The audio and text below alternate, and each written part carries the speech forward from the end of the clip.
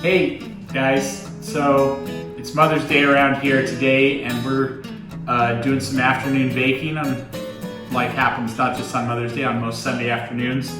And we're gonna do a recipe today that I've shared with a lot of people. It's a really simple one that everyone should have in their arsenal. I usually teach this. I usually end up teaching this when I was teaching Sunday school. I usually ended up teaching this to the kids in Sunday school because I always said one day you're gonna have your future in-laws or your wife and her roommates that you're gonna need to impress. And this is a great way to impress some people with a few simple ingredients that most people just have in their pantry. And you'll never eat a boxed brownie ever again. So this is my brownie recipe with my special assistant Summer today is going to be helping me. And we're going to just go step by step through here and show you how I make these easy stovetop brownies that usually end up tasting pretty dang good. Like I said, since I started making these, I haven't made brownies from a box since. Before you get started, make sure you have 3 eggs, 2 sticks of butter, 1 cup of brown and white sugar, a cup of flour, and and some chocolate. So the thing about this is you can make this with all different kinds of chocolate. What you need is 4 to 5 ounces of chocolate, right? But you can use, like today we're gonna use semi-sweet chocolate chips. And we're gonna sprinkle in at the end, we're gonna sprinkle a little of these white chocolate chips. But if you have a chocolate that you really like, right? It's 4 to 5 ounces of it. Sometimes you can just buy them in bars and it tells you the number of ounces on the bar. You don't need a scale, right? But sometimes I'll make these, Erica doesn't really like harsh chocolate flavors. She doesn't really like chocolate at all. But if I make these with milk chocolate chips, you'll see we're adding the flour and butter and eggs kind of dilutes the strength of the chocolate, and so it kind of tones it down one step. So if you use semi-sweet chocolate chips and you run it through all this process, it's gonna make more of a milk chocolatey brownie. If you want a really sharp brownie, like a really semi-sweet brownie, you gotta start with a really dark chocolate, because it's gonna just step that. We're adding dairy to it, which is gonna make the chocolate a little bit more milky anyways. So, but you can use whatever chocolate you like, right? I've used fancy chocolate bars and I've used Hershey bars that were sitting around. It's the nice thing, like I said about this, you can just raid the pantry, and if they've got some chocolate chips or some Hershey bars from making s'mores or something, you can make these brownies. All right, so the first thing we need to do is over medium-high heat here, we're going to melt a couple sticks of butter. If you want to do this the fast way, you can just melt this to liquid. If you want to get fancy, which we'll do a little bit of today, you can go all the way to browning this butter, and I'll show you how to do that. But we're just going to start here. 2 sticks of butter over medium-high heat. Just melt it down. Stir it so it doesn't overflow. If you're going to go for the brown butter, you want to attend to it this whole time. You don't want burnt butter. You just want brown butter. Brown butter gives them a little bit more of a caramely, nutty flavor, and just takes them that extra little step. But if you're worried about this step, just melt the butter, right? Okay. Okay, so this is what it's going to look like. See how it's mostly yellow down there? This is what it's going to look like when it's just melted. If you're just melting, you can stop right here, right? If we're going to go for brown, we're going to give this a couple more minutes. While we're bringing that to brown, you just want to kind of keep it moving. Don't just like walk away from this. Just keep it moving and watch it change color. It's going to happen kind of gradually over a couple minutes. All right, so it's pretty normal when you're going to get this foam because you're moving it around, but you can see how deep inside there, that when you move the foam, the color is going to be that kind of nutty brown, right? Almost peanut buttery. That's brown butter. All right, so next we're going to move up. I'm going to take this off. I'm going to turn the heat off. I'm gonna leave that there on the stovetop, and then Summer's gonna measure out. 6 grams. No, we're gonna do. Let's do 5 ounces of chocolate. So let's change this to ounces. I meant ounces, not Let's go. grams. 5 ounces of chocolate. There's lots of different ways to get this. If you don't have a scale, you can estimate. Let's get to 5 ounces there. 3, 4. You got a little wiggle room too. 6. That's 6 ounces. We just need 1 ounce now. 5. There we go. 5.3.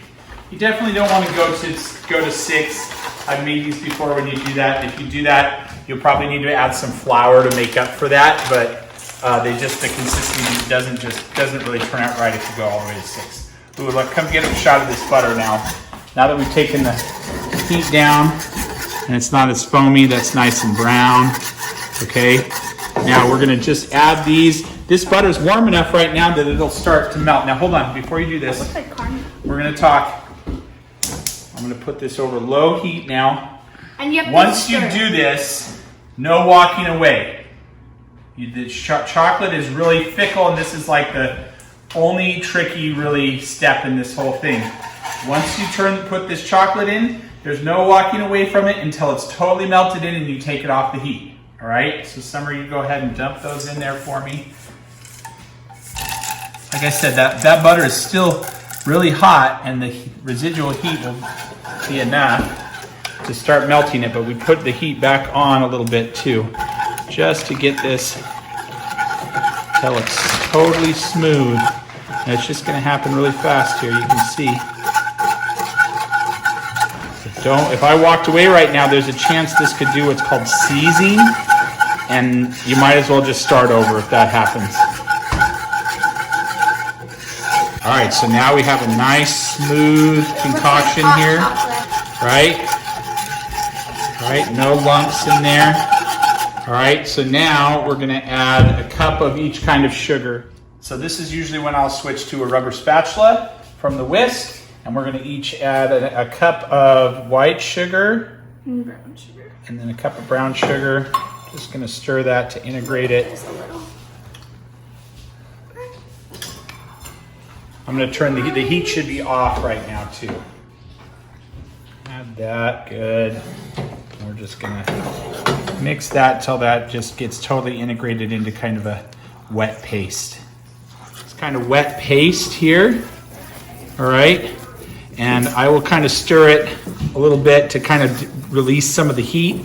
If you really wanted to, you could let this cool off, because the next thing we're going to add is the eggs and the salt. And it's tricky to get the eggs in there if this is super boiling hot. So I'll just kind of stir it to release some of the heat. But I'm impatient, so I don't wait. I just do this next step while moving. All right, so now we've got 3 eggs that I've We've pre-whisked. Yeah, we whisk together. You can do this, or you can just integrate them one at a time. It helps to have an extra hand doing this. When it's hot, you kind of want to only put 1 egg in at a time and integrate it really fast until it smooths all the way in. Otherwise, you can scramble your eggs in this hot sugar mixture, and scrambled eggs are not what we want here. All right, ready, Summer? So give me about 1/3 of that in there. Go ahead. I'm going to stir vigorously while she does that. That's good. That's a good start. I'm just going to stir vigorously to get that integrated and smooth. Once I have that liquid integrated completely and I don't see any little wisps in there, then we can move to another pour. Go ahead. Make sure you get the edges, because the edges can also get. Yep. Get them. Go ahead. Go. That's good right there. Keep stirring until all that egg disappears into the chocolate.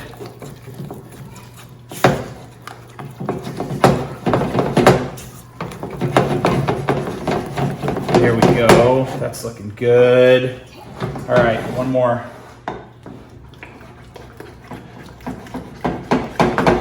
Good.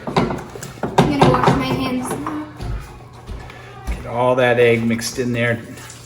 Don't stop moving until all that egg is gone, until you only see the chocolate sauce. Keep it moving. So this is also one of the areas where you can kind of manipulate this recipe, I find. Working with eggs and brownies, the more eggs you add, the cakier the brownie gets, right? And the more you could kind of, if you like a more cakey, thick brownie, then you could add one more egg. You might add a little bit more flour and make a little bit higher loft of a. These are going to be more fudgy kind of dense brownies at this stage. So this is when I'll add some salt. We're using salted butter, so we don't need a ton of salt, just a couple pinches of salt in there. And just because this is when it's the most wet, I think it's a good time to add that salt so it gets nicely dissolved and integrated a little in there. All right, so now we have salt. You could also at this point add a little vanilla. I've made it both ways. If you don't have vanilla, great, it still works. If you have some, a little cap full of vanilla might add a little punch to these at this stage too. All right, and then the last ingredient that's necessary is this one, just a cup of flour, right? This makes it kind of like... And we're just gonna just go slow. That's good for now. Let me get that much integrated. Yeah, if you don't want to make a big mess, and so you might put half of it in and then just work it in and then come back. I also find the more times that I do this recipe, I get to know what consistency of the batter I like to see, and then I can adjust the flour. Eggs are not a uniform measurement.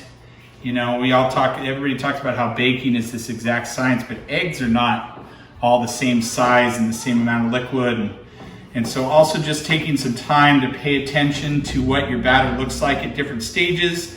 And then when your brownies are done, or when anything you make is done, looking at that and then going, oh, well, this is how it turned out, and this is how it looked. And I like how this turned out. And so I need to go, or I don't like how this turned out. Maybe it could have used more flour. And you remember what that batter looked like before, and maybe the next time you do it, you add a little bit more flour. But that's part of doing these, is making them a bunch of times to get really good at them.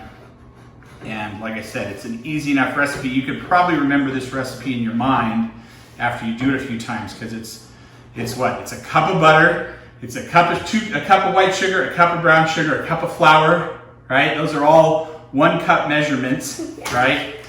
2/3 plus 100 thirds. Right? That's right. You don't even need to do math, right? 3 eggs, right? 5 ounces of chocolate. All right, so now we're getting to this. That's the consistency that we have, right? And then the next thing we're gonna do is I'm gonna add to these, I'm gonna add some walnuts, because I like nuts in my brownies. You don't have to. If you don't like nuts, you can just go straight into the pan with this. But I'm going to chop up some walnuts for this. This is also the time when you have to start fighting your kids back, because they're going to start fighting over who gets to lick that thing. Yeah. No licking it till we're done. All right, so I just rough chopped a big handful of walnuts. I didn't measure. I like a lot of nuts. And just stir those in. Get those all integrated. Make sure they're not too big. That'll be good. Big is good. I like big. Okay, do it how you like. The more times you do this recipe, you'll find a way that you like them, and that's how you do it.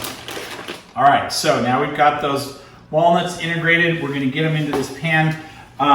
If you've ever worked with getting brownies out of a pan, this little trick is a must. I've got my 9x13 Pyrex. And we're just going to take a big piece of aluminum foil and push it down in there and contour the edges here, wrap that around. This is just going to make cleaning up after, but also just depanning these, especially when they're really piping hot. If you like to get to a really hot brownie, this is a must. All right, so we're going to spray this right? The edges, because last time I cooked something, I didn't get the edges. Yeah, and get there those was edges, oil all over the right? edges. Another tip here, one of the things I've seen people add at this stage too is a couple teaspoons of like instant coffee, right? We'll add, if you really like a very bitter or semi-sweet brownie, right?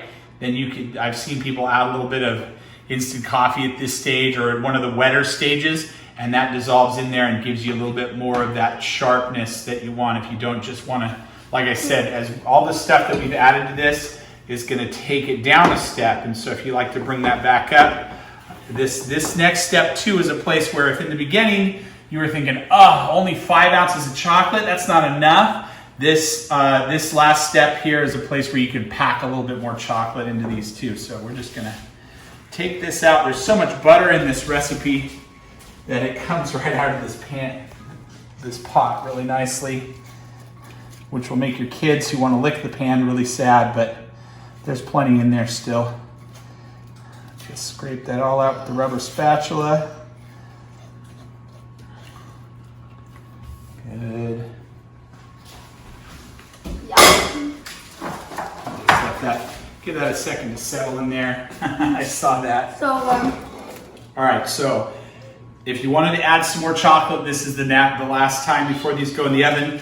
Today we're using some white chocolate chips, but usually, especially if I do one that's really milky with milk chocolate chips and I want to add a little bit of semi-sweet, I'll add some semi-sweet chocolate chips to the top here. yeah, I've today's also, Mother's Day, but my mom doesn't like chocolate, so we're putting on white. right?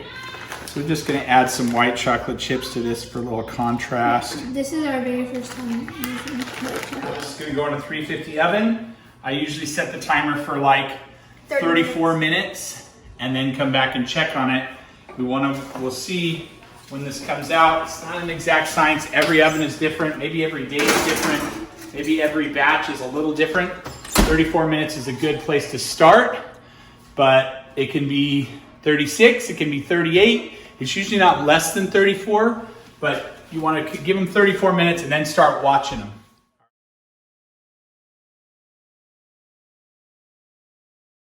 So today I actually gave those 34 minutes and ended up giving them an extra 5 minutes. If you come over and look, this is what they look like. You can see, I like to see the edge pull away from the aluminum foil there. Real nice. So at this point, this is the point where you're gonna start having the kids gather around. If you did this with your windows open, your neighbors are gonna probably start pounding on your door because it smells like chocolate in here. We're gonna let these cool for a little bit, and then I'll cut them up and we'll give them a try. Now's the moment we've been waiting for. Everyone grab a Oh, seat. it's time to fight over who gets the corner piece. There you go, Scotty. Okay. Okay, ready? Wow, good.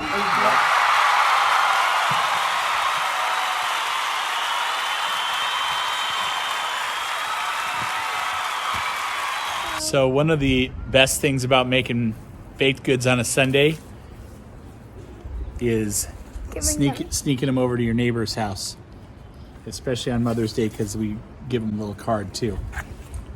So if you like baked goods on a Sunday afternoon, the house on the other side of us is actually for rent right now. All right, go take it up there. Ring the doorbell. Hope you enjoyed this. Hope you give it a try, and I'll leave all the ingredients in the section below, and let me know how it turns out. Have a great Sunday. Happy Mother's Day to all you mothers out there.